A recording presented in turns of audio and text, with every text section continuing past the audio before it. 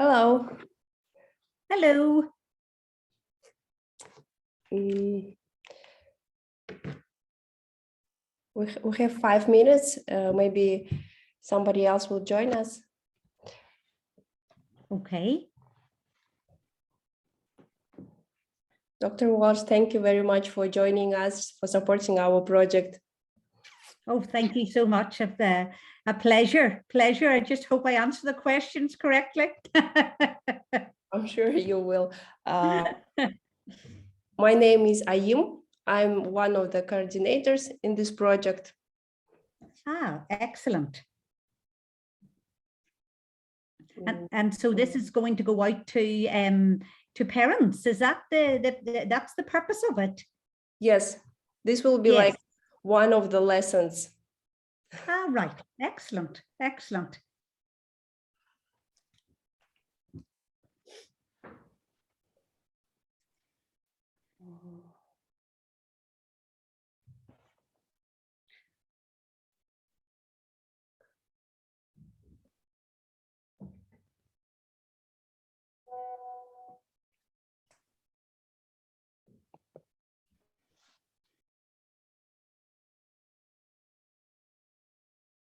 So what time is it with you at the minute? About 10 p.m. in the evening? Here in Kazakhstan, yes, it's 10 p.m. of the evening.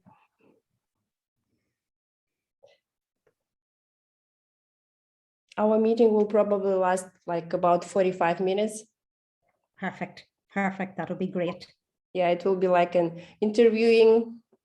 Yes. Yes. Okay. Also, I started the recording, if you don't mind. Okay, no problem at all. No problem. I hope you can more probably edit bits out and in and whatever as well. Isn't that it? Okay, I think we can start because we have a recording, so people will see everything. Okay, that's no problem. Okay, I'm ready whenever you are. Okay, hello everyone. Hi team. Today we're having a session on play with our international expert, Dr. Glenda Walsh. We would like to, our topic is play. So Dr. Walsh, can you please tell me, can you please tell us what is play? How many or what are the types of plays, types of play we have, and maybe how many of each type of play should be in the schedule of kids? Okay, hello everyone. Yes, where play is concerned, for me, really purposeful and valuable play very much comes from the children themselves. So the children should have agency over their play, and it should be very much embedded in young children's needs and interests. There should be a sense of adventure about the play where they're getting the opportunity to explore and investigate something. And on occasions, play can also provide an opportunity to be highly imaginative and creative. But children need to be absorbed in that play, and the play very much comes from them. I have seen play that is the opposite of what I perceive to be really good play in that sense, where it is really shallow and superficial in perspective. It is very much structured by adults, and children can only do what the adults allow them to do. And as a result, the young child's interpretation is really quite low level. So to ensure that rich play, the child must be at the center of that play experience and very much own it. Now, in terms of the different kinds of play experiences that are available to children, well, I would say again, it's if we have the resources, which are open-ended in perspective, well, then they can become for children whatever they want them to become in that sense, and open up opportunities whereby the children themselves are creating the playful experience and a part of the creation process. But at times we can have imaginative play. On other occasions, we might want to encourage more physical aspects of play. Through play, we want children to get the opportunity to socially engage with others, so the social side of play. Sometimes in our early year settings, we will provide an opportunity for some form of construction within the play, where children can build things from blocks, etc., and through that use their opportunities for mathematical aspects of learning to come to the fore as well, tall and short and wide and narrow, and all of those key mathematical concepts. Also within play, we might want to give children the opportunity to perhaps engage with water and sand type experiences, again for them to be imaginative and creative, and also to develop what we call their fine motor skills, these little skills where their fingers are concerned, which are really useful then on down the line for writing in that respect. So I'm loath to say that there's a particular number of experiences that must be available at once, but throughout a sort of maybe 4 or 5 weeks in an early year setting, we would want to give children the opportunity to avail of all of those kinds of experiences. So imaginative play, a social play, opportunities for physical play, opportunities for them to engage with water and sand play, opportunities for construction, maybe jigsaws, mathematical games within their play as well. And one big area that I think has really come to the fore, particularly recently, has been the area of outdoor play, giving children the opportunity to play in the outdoors. And through outdoor play, they can engage in all sorts of different experiences with real sort of natural resources which are at hand for them to avail of in that respect. So hopefully that answers that question in some shape or form. Yes, thank you very much. And in your opinion, until how many years, like, should the play be present at the children's life? I would be arguing that play should be part of all of our lives in that respect. I do think there's not a time whereby we can say that children are too old to play.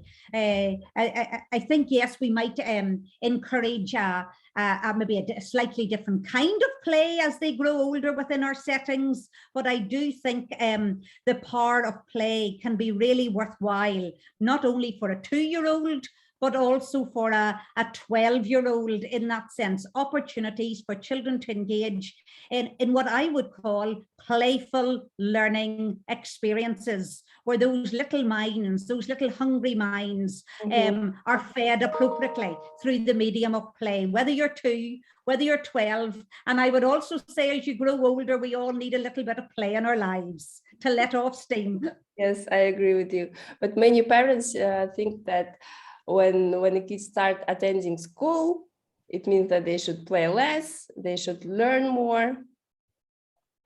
Yes, and unfortunately that goes against the evidence that's out there in many respects. Research evidence has been telling us for quite some time now that to push children into formal schooling too soon can be detrimental for young children's learning in that respect, and that children really do learn through play. And not only do they learn, you know what I mean, it's the whole aspect of learning, the whole holistic learning that comes to the fore through play, socially, emotionally, physically, intellectually, all sorts of learning can come to the fore through the medium of play. And more recently, we're learning too that children can develop academically through play likewise. It gives them the opportunity to stretch young children's learning mathematically, and also the opportunity to develop their creative skills, which is so important for their language and literacy on down the line. So to say that we should introduce children to formal schooling as a medium to enhance their learning goes counter to the evidence. We know that if it's purposeful play that's taking place in our early year settings, that children will learn through it, and they will learn holistically rather than narrowly in that respect.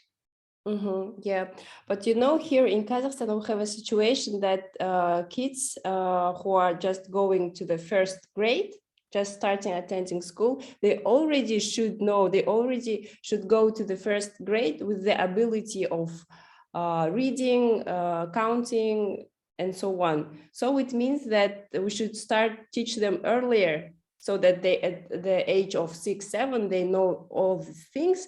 It means that we should start teaching them earlier, and it means that they should play less.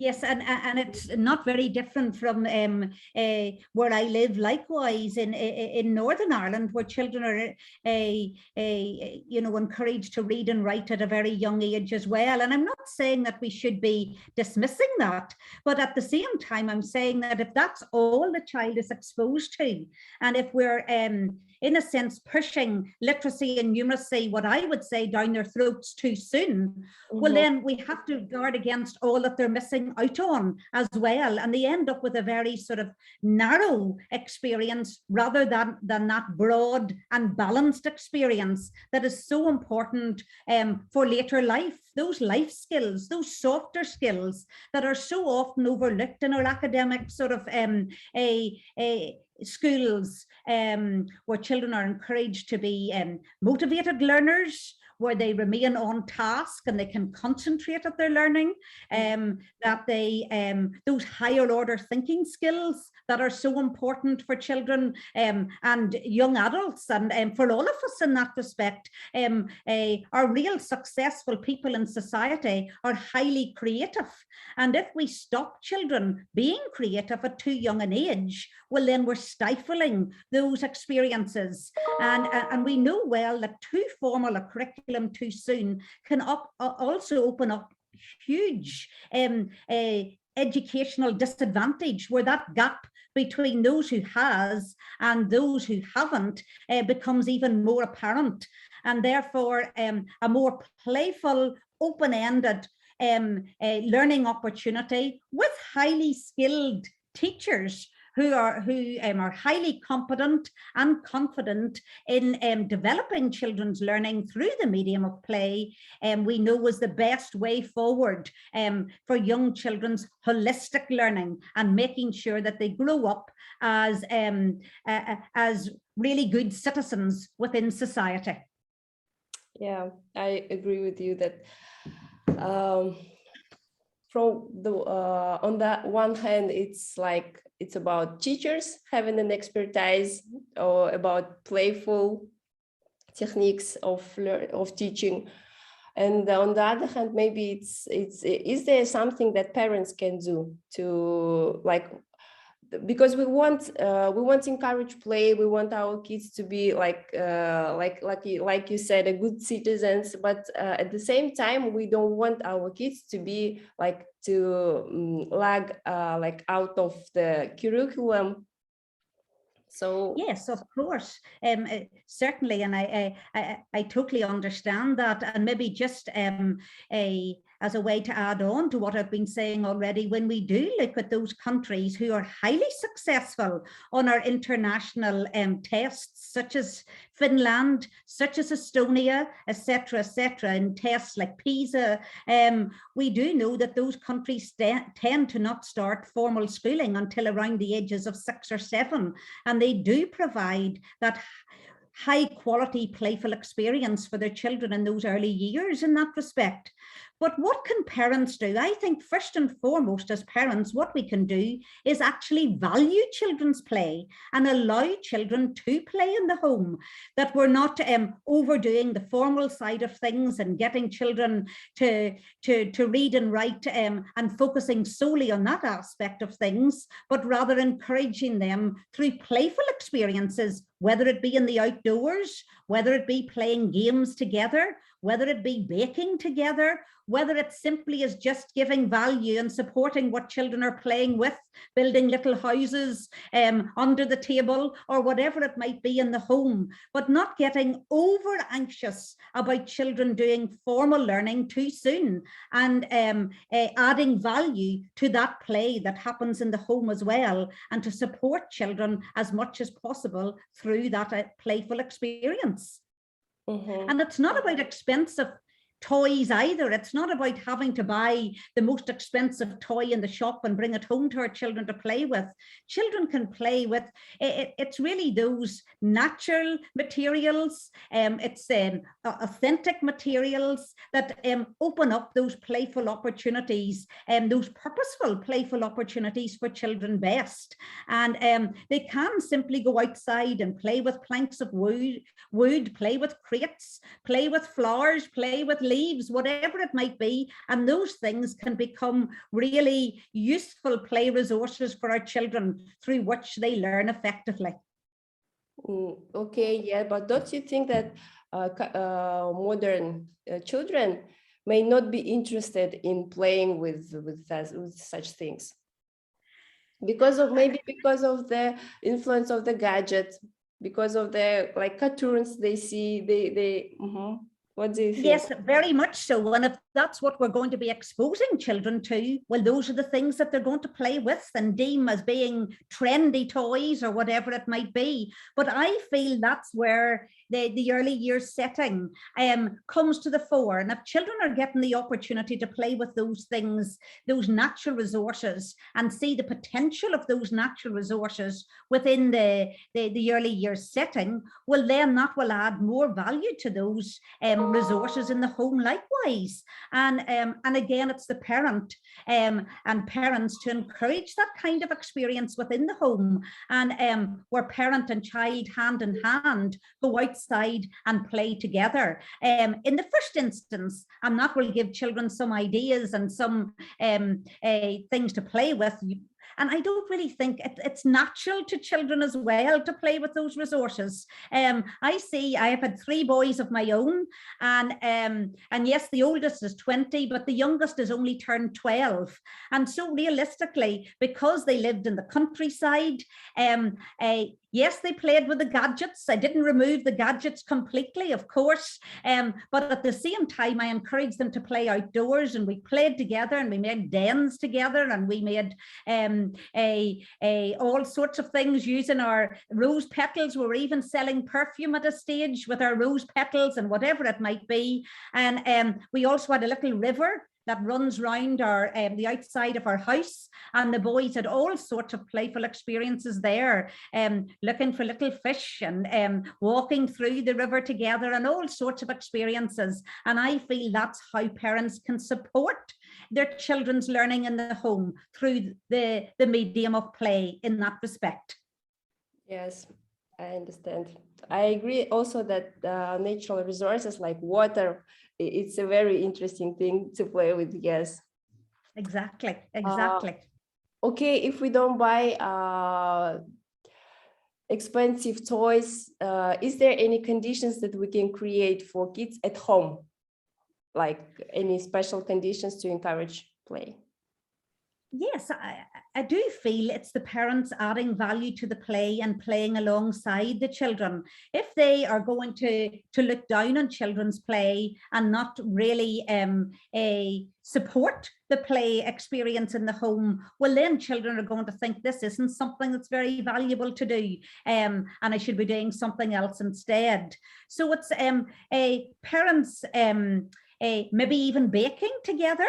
having the opportunity to bake together. I know my own childhood, and I appreciate my own childhood wasn't the day or yesterday, but I lived on a farm, and I spent the most part of my childhood outdoors, climbing trees, doing all sorts of things, but building little houses outdoors, being that whole area of imaginative play. And my mother, who was a teacher herself, would have encouraged and nurtured that play for me. So if I wanted something in my little day and outdoors, perhaps to allow me to have flowing water to come into a basin, she would have supported and made some contraption to enable that water to pour out into a basin so that I could have running water in my little day and outdoors. And so she was there to support. And if I was having a shop outdoors, again, she would have come and decided to buy some goods or whatever it might be. So if I had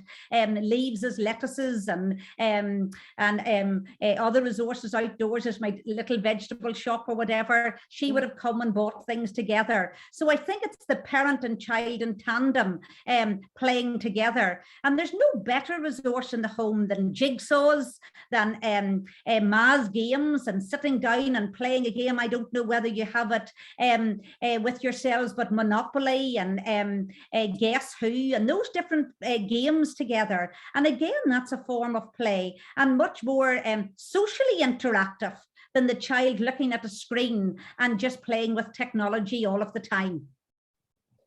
Yes, I understand. I agree with you. But like as a parent, sometimes it's very difficult. I mean, they come after work and they find it really difficult to find the time, to find resources, like to be playful. I totally agree. And I was one of those mothers because I worked full time when my children were all small too. And when you would come home in an evening, they're tired and you're tired. And so I think it's for parents not to put too much pressure on themselves either. It's saying, like, you know what I mean? Maybe tonight, all that it can fit in is a story and we'll read a story together. On another evening, maybe you play a game together, and another evening, maybe you go for a walk together, and maybe you have one evening or one sort of Saturday morning or something like that for a special time together. And that's perhaps when you might bake together, or again, you might simply go outside with your child and play together, decide to make dens together or whatever it might be. But you can't do that every single evening. And I think to try and put that pressure on yourself will be far too much, and it'll be too much for your child likewise. Sometimes children just need to get the opportunity to play on their own and play with their siblings and come up with some ideas together in that respect. So do you consider reading a story like a play also? It's a form of play. It's a form of what I would call playful learning. I think sometimes we're too divisive and saying this is play and this is work. And I know Angela Pyle's work, she has done a lovely spectrum of play, right from free play, where children are playing on their own together, right through to playing games together, whether it be with parents, whether it be with early years practitioners in their setting together, whether it be with teachers. But I think there's all different kinds of play. And so right from reading a story together, I think it's that interaction. And so long as there's not pressure put on children to do things in a certain way and to behave in a certain manner, and where the focus is too much outcome based, I think then stories, dance, song, all that kind of those kinds of experiences can be deemed as playful learning likewise. Okay, thank you very much.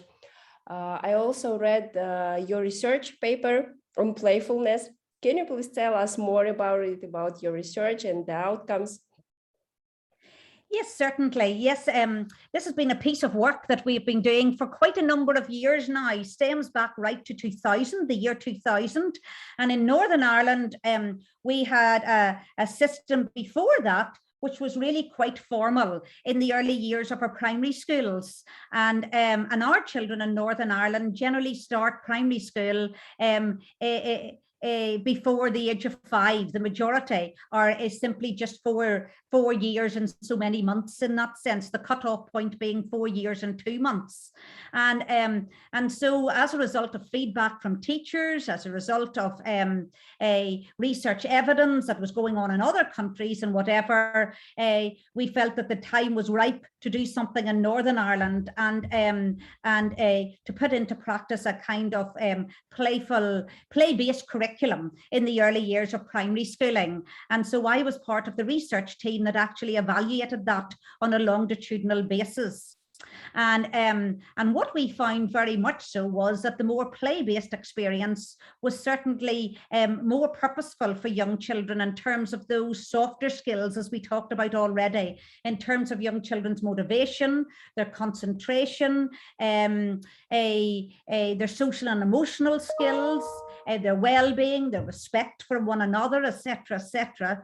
But we did learn that some kinds of play are more purposeful than others, in that sense, that sometimes that's simply just for children to be left to their own devices and play, and for the adult to be involved in something more purposeful instead. For example, teaching children to read or doing number work or whatever it might be, didn't afford the same opportunities as when the adult was involved in the children's play, not in a structured fashion, not by telling children what to do and how to do it, but being involved and adding value to that play that they were engaging in. And then the more we studied, the more we found out that it was more than just play that made the difference. And this is where this notion of playfulness came to the fore, and very much fits in with what we were talking about earlier, in the sense that there's not just one size fits all in terms of play that works for young children. We find that when children were having the opportunity to perhaps engage in some form of a mathematical activity, that could be playful in the same way as children playing in the shop corner could be playful in that respect.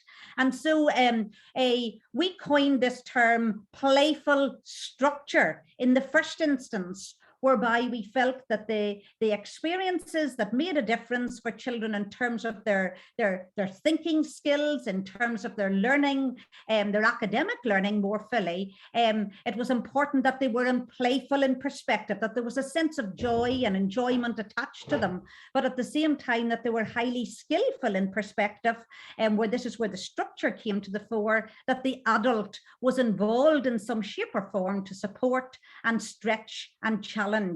And then with further work, we developed that term more fully beyond playful structure into playful teaching and learning experiences. And so this notion of playfulness, it means that sometimes those activities that we deem to be a little bit more structured in perspective can be still playful if the adult is in there, involved with the children, and in a playful way, that the pressure has gone and the children feel that they can try things out in different ways with the support of the adult. Yes, very interesting. That makes sense. I agree. And so how, is it difficult for teachers to be playful, to have a playful structured learning, teaching?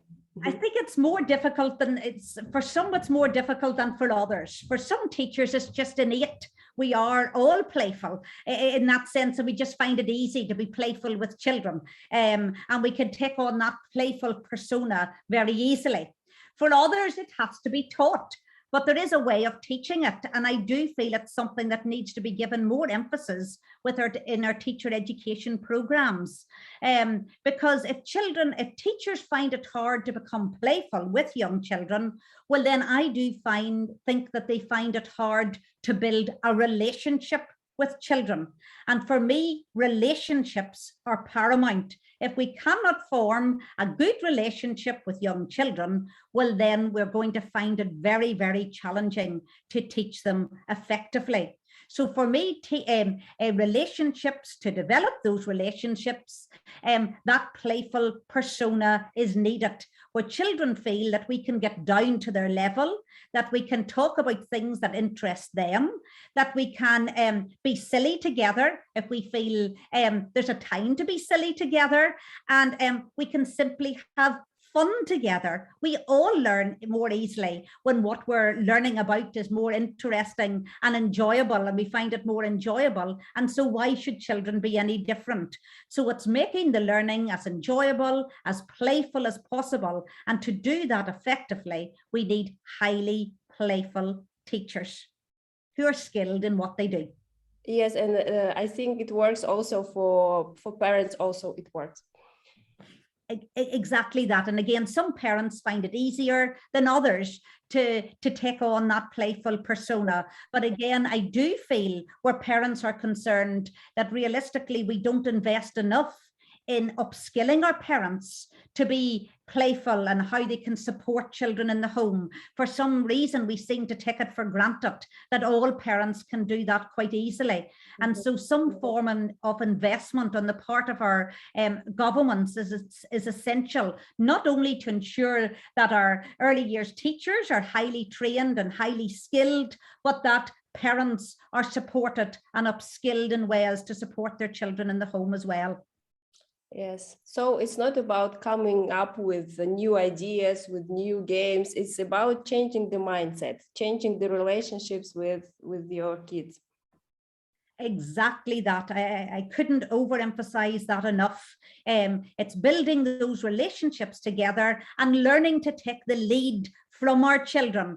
Children have all sorts of playful ideas. They live in that playful world and it all comes very naturally to them.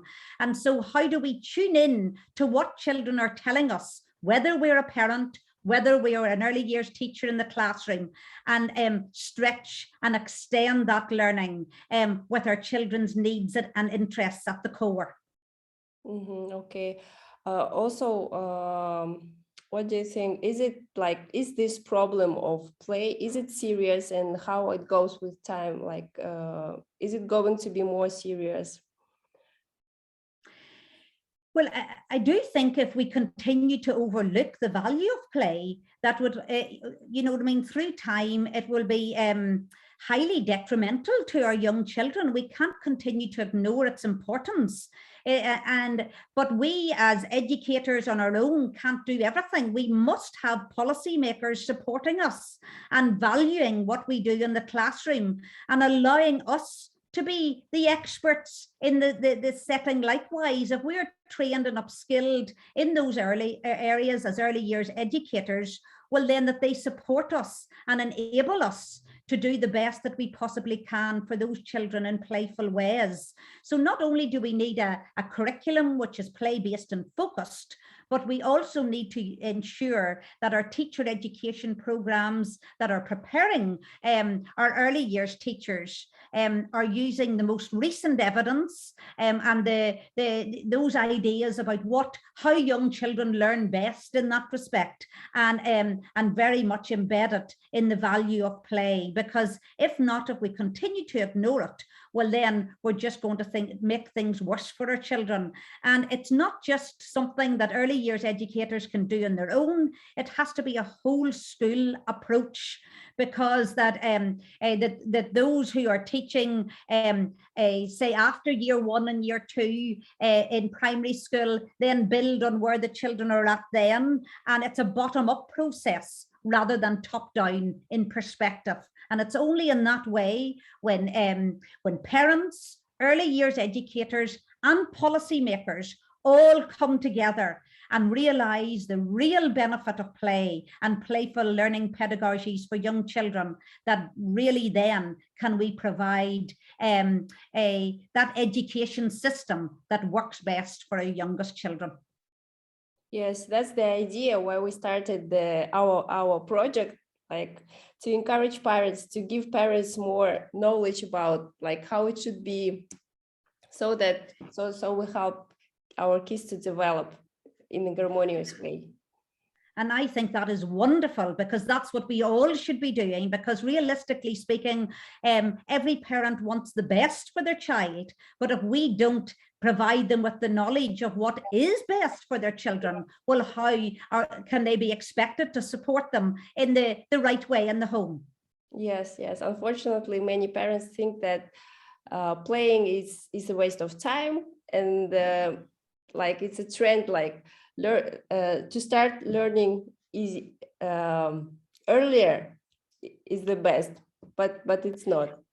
It's not, and I think too that's part of what our the role of the early years educator, to bring parents in and to allow them to see their children in action, you know, playing in really high quality, playful learning environments, and allowing parents to sit back and actually observe their children play, and to really see the value of that play in practice.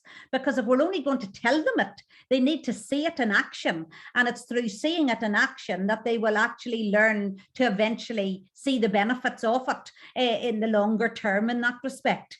Okay. Dr. Walsh, thank you very much for coming, for giving us information, the knowledge. I really hope that it will be useful for our parents. I agree with you. I completely agree with you that we should value, that we should support playing, we should value playing, we should really change the mindset of our mindset of our parents, of our teachers, so that to bring more playfulness it's not about learning, it's even about our life. Just like you said, we are afraid of being silly. We are afraid of when we don't allow ourselves to play, like, I mean, adults. So it's exactly that. And I do feel that if we do give ourselves a little bit of downtime, a little bit of time to play and let off steam and do those things that we're really interested in, well, that really adds to the quality of our own work. You know, and how we do it well, etc., etc. So likewise, it is so important for children. And isn't it George Bernard Shaw that says something about we don't grow old because we stop playing, or we grow old because we stop playing? Isn't that it? So you know what I mean? We have to watch that we don't grow old, so we need to play. Yes.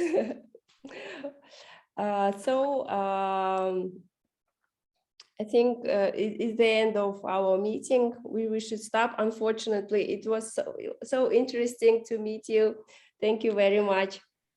And you too, and I wish you really well with your project, and I hope it will be of some value to your parents. Okay, so thank you so much.